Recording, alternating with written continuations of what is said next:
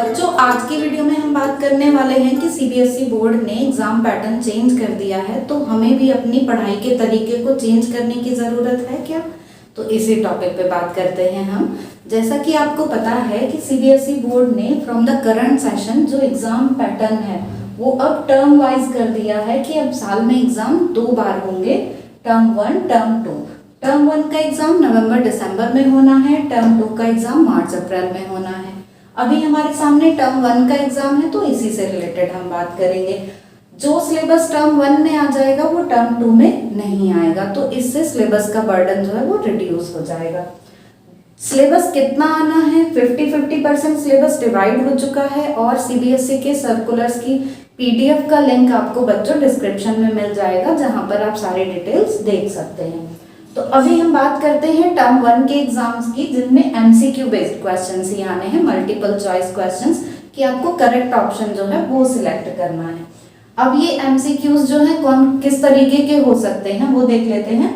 Knowledge based हो सकते हैं। नॉलेज बेस्ड मतलब फॉर्मूले पर बेस्ड, डेफिनेशन पर बेस्ड, यूनिट पर बेस्ड, इस तरीके के क्वेश्चंस हो सकते हैं जो डायरेक्ट पूछे जाएंगे आपकी नॉलेज पर।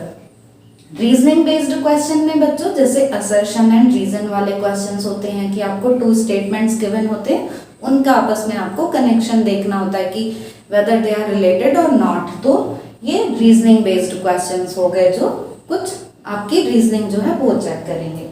कॉन्सेप्चुअल बेस्ड क्वेश्चन कॉन्सेप्ट पर बेस्ड होते हैं, तो जैसे किसी एक फिजिकल क्वांटिटी को चेंज करने से और दूसरी क्वांटिटीज पर क्या इफेक्ट पड़ रहा है, इस तरीके के जो क्वेश्चंस होते हैं वो कॉन्सेप्चुअल बेस्ड क्वेश्चंस होते हैं।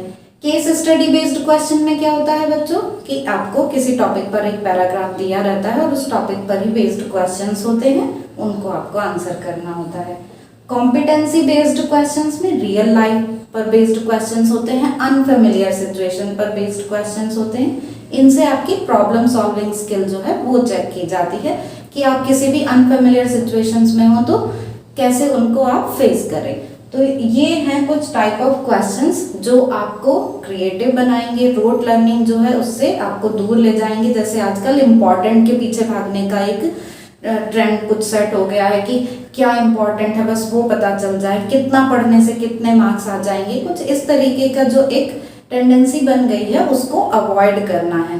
तो अब पढ़ाई कैसे करनी है फिर जब इस तरीके के क्वेश्चंस आ रहे हैं, ऐसा पेपर होगा। वैसे भी हम पेपर के बारे में एक बार फिर से बात तब कर लेंगे जब सीबीएसई का सैंपल पेपर इशू हो जाएगा, तो तब बात करेंगे हम। अभी हम ये बात करते हैं कि जब पूरा ऑब्जेक्टिव क्वेश्चन पेपर है तो हमको पढ़ाई कैसे करनी चाहिए। तो बच्चों आपको अब एनसीईआरटी के चैप्टर्स को लाइन वाइज पढ़ना होगा।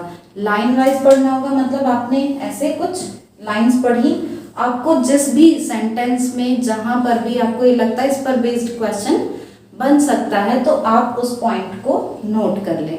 आप पहले अंडरलाइन कर लें, फिर उनके नोट्स बना लें। तो आप जो भी आपको सेंटेंस इंपॉर्टेंट लगता है कि क्वेश्चन इससे पूछा जा सकता है, तो आप उनको ऐसे ही पॉइंट वाइज नोट कर लें। मीन्स अब आप नोट्स जो हैं वो ऐसे पॉइंट वाइज नोट्स बनाएं। जब आप चैप्टर को पढ़ के ऐसे पॉइंट वाइज नोट्स बनाएंगे, चाहे वो डेरिवेशन से क्यों ना हो, जैसे डेरिवेशंस में अब आपको पूरे डेरिवेशंस तो लर्न करने हैं नहीं, लेकिन उनके बीच में कहीं कोई कॉन्सेप्ट्स यूज हो रहे हैं तो आप उनको भी ऐसे नोट कर लेंगे। आप न्यूमेरिकल पोर्शन कर रहे हैं, आप एग्जाम्पल्स कर रहे हैं, एक्सरसाइज कर रहे हैं, तो वहां पर आप ध्यान देंगे कि बहुत लेंथी कैलकुलेशंस वाले क्वेश्चन जो है वो एग्जाम्स में नहीं पूछे जाएंगे।